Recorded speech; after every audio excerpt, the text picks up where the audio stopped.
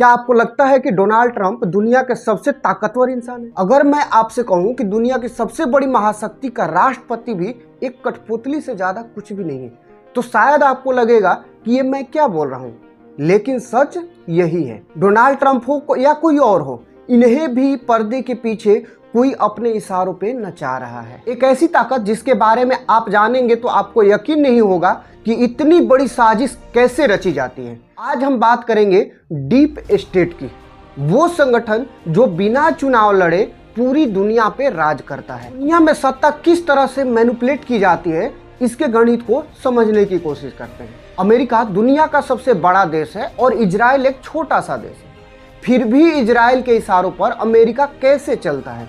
Iran परमाणु बम बना रहा था, जिससे सबसे ज्यादा खतरा इजराइल को था। कायदे से ये जंग उन दोनों के बीच होना चाहिए था, लेकिन जैसे ही युद्ध की सुगबुगाहट होती है, अमेरिका खुद ब खुद वहां खींचा चला जाता है, युद्ध में शामिल हो जाता है। आखिर ऐसी कौन सी मजबूरी? असल में डीप स्टेट कोई सरकारी संस्था नहीं है, इसमें वो लोग शामिल है जो सबसे अमीर हैं, जो CIA के पुराने खिलाड़ी रह चुके हैं और वो बड़े बिजनेसमैन जो दुनिया के तंत्र को चलाना चाहते थे। इनका काम यही है कि वो किसी भी देश को स्वतंत्र होकर आगे निकलने नहीं देना चाहते हैं। ये पर्दे के पीछे रहकर पूरी दुनिया को कंट्रोल करते हैं, क्योंकि दुनिया के 70 से 80% सिस्टम, चाहे वो सोशल मीडिया हो, शासन हो या बैंकिंग हो, इन्हीं के समर्थकों द्वारा कंट्रोल किए जाते हैं। अब सवाल यह है कि ये डीप स्टेट काम कैसे करता है। इनका सबसे बड़ा हथियार होता है अस्थिरता।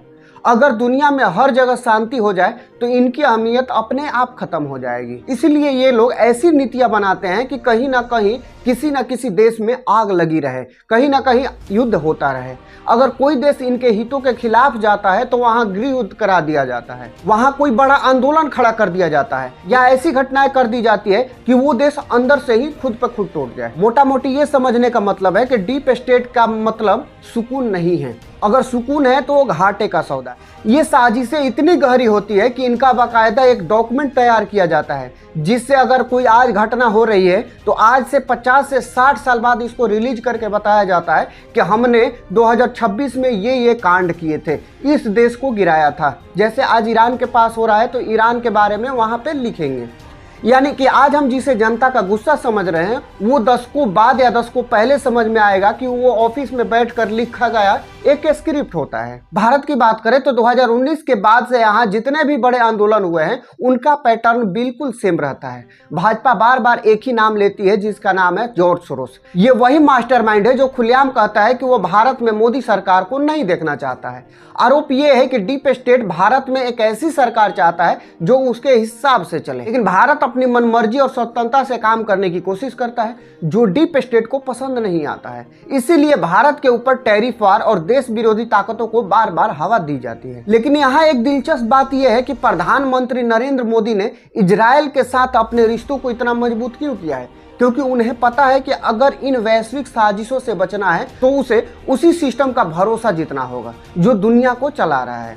भारत में इतने विरोध प्रदर्शन होने के बाद भी सरकार उन्हें इसीलिए संभाल पाती है क्योंकि उन्हें इन साजिशों की इनपुट पहले ही मिल जाती है, या फिर उस दौरान मिल जाती है कि अगला कदम क्या होने वाला है। क्योंकि 70 से 90% जो इनके कंट्रोलर होते हैं वो पूरे के पूरे इजराइल से ही होते हैं।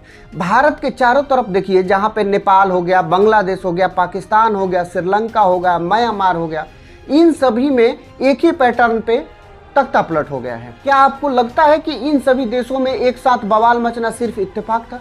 तो बिल्कुल नहीं।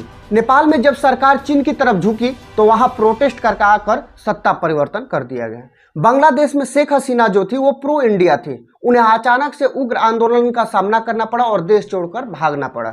श्रीलंका को कर्ज के जाल में फंसाकर पूरी तरह से तहस नहस कर दिया गया। पाकिस्तान की आज भिखमंगे जैसी हालत हो गई है क्योंकि उसे डीप स्टेट ने अपने इशारों पर नचाने के लिए मजबूर कर दिया है। पैटर्न बिल्कुल साफ है। अगर आप वेस्टर्न प्रभुत्व को चुनौती देंगे या आप अपनी स्वतंत्रता का राह चुनेंगे तो आपके देश में लोकतंत्र के नाम पर वैसे ही सरकार बना दी जाएगी जो उनके हिसाब से चलना शुरू कर दे। आज के दौर में वे ताकतें जो पूरी दुनिया का ओपिनियन बना रही है, उन्हें कंट्रोल करना बहुत आसान हो गया है।